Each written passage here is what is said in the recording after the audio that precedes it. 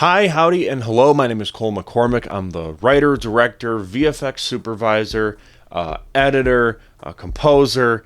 I did everything basically on Restricted Zone. It's a kaiju short film that I made. So this video is going to be a making of video going over the entire production of Restricted Zone, from the very beginning, the inception of the idea, to uploading it onto YouTube. So let's talk about the inception of the idea. Where did it come from? Well, I've always wanted to make a kaiju movie. Like, straight up, that's just been something that I've been wanting to do forever, but the problem is, how? You know, I don't have any money, I don't have any expertise in CGI or anything like that. I could go practical, but again, that costs a lot of money to try to pull off, so what do I do? Well, about a year ago, I started practicing with Blender and getting better at it and learning how to actually use it. I used it very briefly for a town called Whitewater, but gradually over time, I started to practice and get better with modeling and with animating and with compositing. It got to a point where I realized I need to just do it. I need to just get that foot out the door and just give this a try. If it fails, who cares? So I went through all of my assets that I already had, and I tried to figure out which monster I wanted to go with. See, I would go on CG Trader, I would purchase some models and then re-sculpt them and rework them to kind of be their own thing. But before we get into the actual design process, let's talk about the basic fundamentals of the movie. I knew that I couldn't do a big action-packed blockbuster like Pacific Rim. I just straight up couldn't. That's not at all realistic. I don't have the expertise to do that. I don't have the means to do it. So what could I do? Well, I looked at what I've already made and figured, well, let's try to take my usual format and structure for a short horror film and apply that to a giant monster movie. My second to most recent short horror film, Body Bag, features this general premise of character is sent out into the woods and then they encounter something strange. And I figured, let's kind of keep that same format, at least for this, and go from there. See, the idea behind it was, let's just make a proof of concept first and then go from there. If it sucks, no one needs to see this. It can just be a little exercise in filmmaking. So I figured we're only going to really have one shot where we'll see the monster, and besides that, it can just be a straight up, standard horror movie. So I had this idea of like a Chernobyl type area that's restricted off by the government. A soldier goes in alone with a Geiger counter in search of something, but the audience doesn't really know what it is just yet. That was the original idea, and I just figured, you know what, we don't need a script, we're just going to roll with it.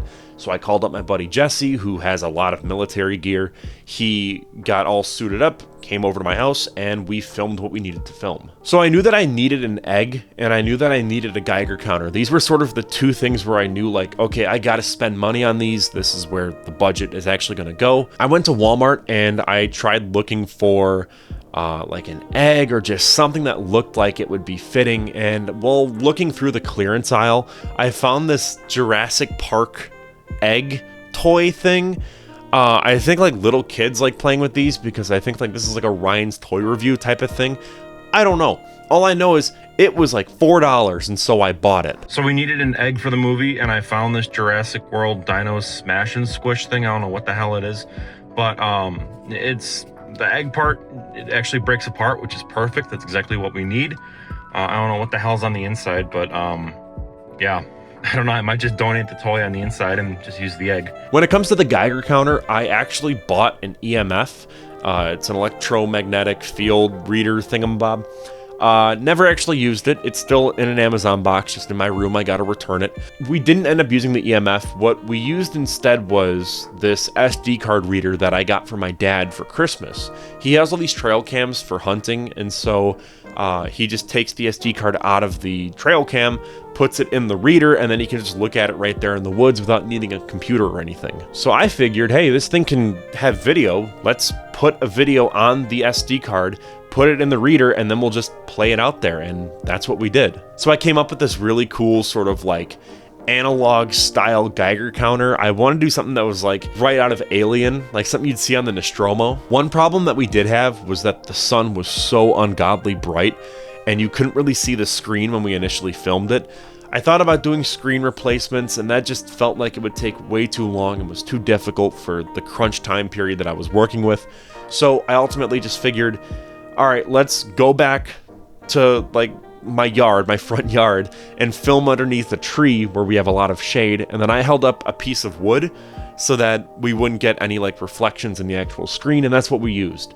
And to me, that shot still drives me nuts because I know they don't line up. I know that when you go from that shot of him looking at the Geiger counter to then the wide shot, they do not line up whatsoever, but you can only do so much in so little time, and with such a little budget too. The general idea while filming was we're gonna have the last shot of the movie be Jesse aiming his rifle up at the sky, and the camera was gonna kind of follow with him, and we would have seen this giant monster looking down at him. I'll make this brief because I'll be going over the effects later on in this video, but basically it like couldn't track with the actual camera. Certain points would be shown and then go away. I think it was because the movement was just too quick and it didn't know how to like track all of it. We'll come up with a better solution, and what I ended up settling on was just a big wide shot. I locked it down on a tripod because I figured no need to track, right? Which we didn't need to track anything. It was pretty great. And I picked a day where the sky was just this sort of like matte gray, and that was great for compositing because it didn't take much to just key out the sky and then put the monster in behind the trees. So in this project, I used a Sony A7 III camera, which is my first time ever using one of these, and I love them. It is my new favorite camera. It has inspired me to like make more movies because it's so run and gun and I just love it. I also used a drone to make this movie as well, which is how I got some of those wide sweeping shots of Jesse moving along the prairie. And for the most part, it worked out pretty well. However, we did have one issue. I crashed it. While trying to land it, I was stupidly trying to land it on the Ranger that we were driving. And what happened was I tried to get it to land on the roof because I knew if it landed on the grass, it would probably get the blades all fucked up because the grass was too long. And so when I landed, it hit the side of the Ranger and then hit the ground. Thankfully, it was not damaged, to my knowledge. I think it's still fine. After that, there's been this sort of like drift problem, and I think it was just because of the wind. I haven't flown it since, so I'm hoping it's not a reoccurring issue. But while we were flying the drone really high up to get Jesse walking along the woods, the camera kept like drifting and it looked really bad, and so most of that footage was unusable, which is why we don't get many drone shots after that. There's this shot in the movie where Jesse is looking at the egg and he turns and runs, and that was supposed to be a bit longer because the idea was I would follow him all the way out through the woods. But what happened was my knee just completely gave out, and yeah, no. Oh shit, my knee! Oh, it just like went jelly. So we had to improvise, and I tried to sort of use the drone in the follow shot, and we got some shots that looked decent, but for the most part it was just kind of like, nah, it didn't work. So now I'm going to talk a little bit about the monster design, since I'm sure a lot of you really care about that, so let's go over it. The Dreadmaw, which is the name of the monster. They never really call it that in the movie. I just kind of figured, it's a cool name, why not? So the Dreadmaw went through various redesigns throughout the entire production phase. Originally, it was very out there. I wanted to come up with something that was very like Ultraman-esque and just go to the extreme before sort of like reeling back to more realistic. So in some of these you could see there's one where it has like a giant frill and the hands are actually conjoined. And the idea behind the frill was I wanted to sort of emulate the crabs from the King Kong Peter Jackson game from like the PS2. They had those weird sort of like back frills to the point where they were almost like scorpions, and I just love that concept, and so I wanted to kind of bring it back here, but it just didn't really look too good with the shot. There was issues with the lighting and with the shadows, and it actually got so far into production that there's a poster of it that's like half made. Regardless, I sort of scaled it back, and it went through various redesigns before we finally settled on this final look. But even then, once we got the sculpt down, the textures changed constantly. Very early on, I wanted it to have this like stone, concrete, rock look. I actually posted an in-progress version of it on the YouTube channel in our community post, and you could see that it's very rocky. It looks nothing like what it looks like now. Again, it was a work in progress. Other designs had more of this like striped Tim Burton sort of look to it, and we ultimately settled on the texture that just came with the model when I bought it, and I just touched it up in Photoshop. So here's the thing, I didn't really animate this in Blender. I sculpted it, I modeled it in Blender, but I didn't actually composite it using Blender's tools. I want to in the near future, but for this, I knew that I wanted to use After Effects, specifically the Cinema 4D plugin that I have. It basically allows you to take an OBJ file and then put it into the actual timeline and then go from there. So that was a great easy fix, though I do want to get better at animating. The Cinema 4D plugin doesn't really have much for animation, so that's why it was kind of limited with this project. Still, to kind of cheat, I used this deform tool to get it to look like it's like breathing. The only problem is the legs also kind of move, so it's like it's breathing through the legs. And for a while, that was kind of just the short film. It was borderline finished for a few weeks, and I just kind of sat on it thinking like, it's not as good as it should be. There needs to be more substance here. It was initially like 2 minutes long, and I'm like, there needs to be more to this premise. There needs to be more going on. I was actually playing Batman Arkham Asylum, and I was collecting all the tapes and listening to them while I was moving along and, you know, doing Batman stuff. And while listening to those tapes, I was thinking like, oh my god, how cool would it be if there was like this like interrogation scene almost, where the soldier's superior officer is like, hey, what happened? And so from there, that's how I came up with this sort of non-linear timeline. And what's great with that is it added a lot of structure to the movie, and it felt more natural. In the initial edit, it felt like we were missing initial scenes, and it just felt off. But with this new sort of storytelling structure, it was great because those missing scenes, they were filled in the gaps by these interrogation sequences. It also added this very unique atmosphere to the movie. It was inspired by the film Ex Machina with the all red, you know, color palette. And I wanted there to be some distance between us and James Webb, the soldier, because I wanted him to be almost like blurred out, and, you know, that CRT TV look really kind of helped with that. I also wanted to only see the interrogator from the mouth down, because I knew that if you only saw this, it really made him feel almost not human. It adds this otherworldly vibe to it, and so when casting for that actor, I knew exactly who I wanted, my buddy Joe. Joe's the guy that, for some reason, everyone on this channel either loves or hates. He's the guy that was with me doing the bootleg unboxing videos, and he was also with me doing the ranking video for all the Godzilla monsters. And yeah, for some reason, people on this channel either hate him or love him. They say he's either a pure Godzilla hater or he's just a kind soul. Regardless, I knew that he was my guy. I knew that he was the perfect fit for this character. The character of the Interrogator, if you couldn't tell, was heavily inspired by the G-Man from the Half-Life series.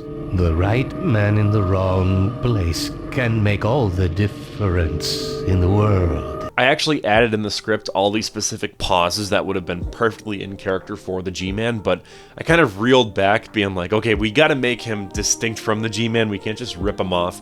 He can't just appear in this movie. He's gotta be his own kind of character. And thankfully, Joe brought that to the role. So there is a really funny story that I do want to tell about the actual filming of the interrogation scene, specifically with Jesse. The original plan was to film it in my basement. We have this sort of back room that looks very cursed. Like it's very weird looking. I filmed my short film, The Foxhole, there, and so with that, I knew that it had this kind of like dingy, gross look. And so we figured, all right, let's just get these scenes done. We walked down to the basement, and I had the shit scared out of me. I walked into the back room, and there was a giant bat just hanging from the wall, and it was like inches from my face, and I immediately recoiled. I went, oh shit, oh shit, oh shit, closed the door, locked it. I'm not scared of bats.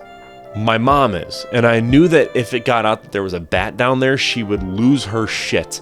So I figured, okay, we got to play this off in a really clean manner to not scare the living shit out of her and traumatize her. So me and Jesse walked up to my dad and we're like, hey, we don't want to scare the shit out of you, but there's a bat down in the basement. Let's take care of this before mom has a heart attack. So he got this like fishing net. We walked down there, and this is what happened.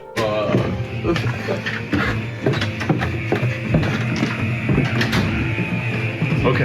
I came down here. There's him right there. Is it? I came down here, and he flew past me. Yeah. Flew past me, and hit over here, and then went up. And I came over. That's why I said, look, come over here. Is that him down there? No. See, he's hanging up right there. Where? I don't see him. Oh, yeah. Oh, he's dead. He's dead? Oh, yeah, he's dead. You got stuck in there. Oh my god. Oh my god. That's crazy. Yeah, it was dead. What a horrifying way to go. Being stuck in a wall upside down while you try to frantically escape. It's just terrifying. But we were still kind of like weirded out by the whole thing, and I realized like, this probably isn't the best place to film anyways because the lighting wasn't all that great. So we ended up filming in my dad's shop, and that was perfect. While editing, I was kind of like, man, I wish that we could just have a cool shot where we see the monster very briefly. But I realized like, okay, if we try to have another visual effects shot, it will delay the movie by like another month. And that's when I came up with the idea of having a POV shot from within the gas mask and we very briefly see the monster. And I figured you can kind of hide the shitty effects with a faded filter and, you know, because it's a POV thing, you can kind of blur it a little bit because it's through a gas mask.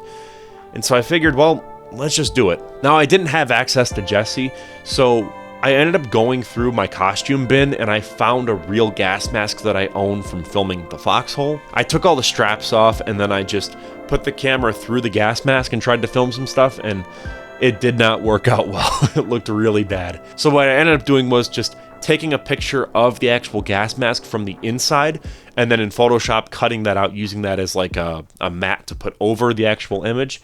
And then I just filmed stuff naturally and I used the best of whatever we had. When it came to compositing the monster actually into the shot, it was surprisingly easy. I did it in the span of like 3 hours. The one issue though was motion blur. I completely forgot to put motion blur on it initially, and I actually rendered it and exported it, and then while rewatching it, I was like, Jesus, that monster looks really bad. What's the issue? I went back to After Effects, and yeah, there was no motion blur, so it looked really bad. But after fixing that issue and running it through all the necessary color correction, it looked pretty solid. It is the most janky shot of the entire thing, but it's like, who cares? You barely see it, and I feel like when you're watching it, your brain is thinking more like, okay, where is this thing? Where is it? And then, boom, you see it. Now, here's a sort of pro filmmaker tip. When you complete a rough cut or an assembly cut, you get this feeling of like, oh my god, I'm incredibly depressed because I messed up so bad. Like, this is the worst thing I've ever made. It's terrible. I hate it. I hate it. I hate it. And that's something that I went through. In fact, I go through that with every single movie I've ever made. Regardless of actual quality, I just get this feeling of just dread, knowing this is the biggest piece of shit I've ever worked on. It's awful. I never want to look at it ever again. Just get it out of my sight. And it's through these feelings of just pure like depressive episodes that I kind of realize like, okay, I gotta like rationalize a bit. It's not finished yet. There's no sound, like there's all these issues. And so I start to kind of like work through it. And I actually filmed a little sort of video talking about it on the day of, like adding all the sound in. It's me talking about it. So here it is. It is Wednesday, September 25th. This movie has to be done in 2 days. It's got to be out on Friday. And so I'm just going to kind of give my thoughts right now. But the basic thing is that last night I announced on the YouTube channel that it was picture locked, and what that means is the visuals are completely finished, and so it's locked in. That's what that means. And so for me as a filmmaker, something that I always kind of experience is that I get this sort of like vibe of, oh my god, this is the worst thing I've ever made. And that happens with every project regardless of actual quality.